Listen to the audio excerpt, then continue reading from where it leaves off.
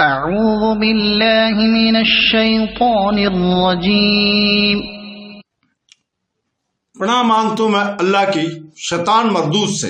بسم اللہ الرحمن الرحیم۔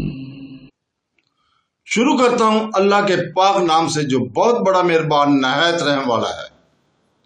وَدَّ كَثِيرٌ مِّنْ أَهْلِ الْكِتَابِ لَوْ يَرُدُّونَكُمْ مِّن بَعْدِ إِيمَانِكُمْ كُفَّارًا حَسَدًا مِّنْ عِندِ أَنفُسِهِم مِّن بَعْدِ مَا تَبَيَّنَ لَهُمُ الْحَقُّ فَاعْفُوا وَاصْفَحُوا حَتَّى يَأْتِيَ اللَّهُ بِأَمْرِهِ إِنَّ اللَّهَ عَلَى كُلِّ شَيْءٍ قَدِيرٌ وَأَقِيمُوا الصَّلَاةَ وَآتُوا الزَّكَاةَ وَمَا تُقَدِّمُوا لِأَنفُسِكُم مِّنْ خَيْرٍ تَجِدُوهُ عِندَ اللَّهِ إِنَّ اللَّهَ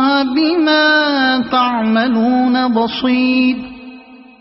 ان اہل کتاب کے اکثر لوگ باوجود حق کھل جانے کے محض حسد و بغض کی بنا پر تمہیں بھی ایمان سے ہٹا دینا چاہتے ہیں۔ تم بھی معاف کرو اور چھوڑو یہاں تک کہ اللہ تعالیٰ اپنا حکم لائے۔ یقیناً اللہ تعالیٰ ہر چیز پر قدرت رکھتا ہے۔ تم نمازیں قائم رکھو، زکوٰۃ دیتے رہا کرو، اور جو کچھ بھلائی تم اپنے لیے آگے بھیجو گے سب کچھ اللہ کے پاس پالو گے۔ اللہ تعالیٰ تمہارے اعمال کو خوب دیکھ رہا ہے۔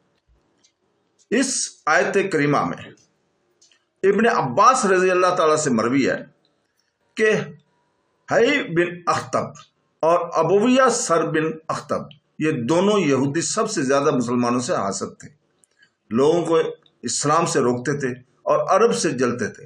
ان کے بارے میں یہ آیت نازل ہوئی تھی۔ کعب بن اشرف کا بھی یہی شغل تھا۔ زہری رحمۃ اللہ علیہ کہتے ہیں کہ اس کے بارے میں یہ آیت نازل ہوئی ہے۔ یہ بھی یہودی تھا اور اپنے شعروں میں حضور پاک صلی اللہ علیہ وسلم کی ہجو کیا کرتا تھا۔ گو ان کی کتاب میں حضور پاک صلی اللہ علیہ وسلم کی تصدیق موجود تھی اور یہ نجوبی حضور صلی اللہ علیہ وسلم کی صفتیں جانتے تھے اور آپ صلی اللہ علیہ وسلم کو اچھی طرح پہچانتے بھی تھے۔ پھر یہ بھی دیکھ رہے تھے قرآن پاک ان کی کتاب کی تصدیق کر رہا ہے۔ ایک امی اور ان پڑھ وہ کتاب پڑھتا ہے جو سراسر معجزہ ہے، لیکن صرف حضرت کی بنا پر کہ عرب میں آپ صلی اللہ علیہ وسلم کیوں مابوس ہوئے، کفر و انکار پر آمادہ ہو گئے، بلکہ اور لوگوں کو بھی بہکانا شروع کر دیا۔ پس اللہ تعالیٰ نے مومنوں کو حکم دیا کہ تم درگزر کرتے رہو اور اللہ کے حکم اور اس کے فیصلے کا انتظار کرو، جیسے اور جگہ فرمایا ہے کہ تمہیں مشرکوں اور اہل کتاب سے بہت کڑوی باتیں سننا پڑیں گی۔ بلاخر حکم نازل فرمایا دیا کہ ان مشرکوں سے اب دب کر نہ رہو، ان سے لڑائی کرنے کی تمہیں اجازت ہے۔ حضرت اسامہ بن زید رضی اللہ تعالیٰ عنہ کہتے ہیں کہ حضور پاک صلی اللہ علیہ وسلم اور آپ صلی اللہ علیہ وسلم کے صحابہ کرام مشرکین اور اہل کتاب سے درگزر کرتے تھے اور ان کی ایذا اور تکلیف سہتے تھے۔ اس آیت پر عمل پیرا تھے جہاں تک کہ دوسری آیت اتری اور یہ حکم ہٹ گیا۔ اب ان سے بدلہ لینا اور اپنا بچاؤ کرنے کا حکم ملا۔ اور پہلی ہی لڑائی جو بدر کے میدان میں ہوئی، اس میں کفار کو شکست فاش ہوئی اور ان کے بڑے بڑے سرداروں کی لاشیں میدان میں ڈھیر ہو گئی۔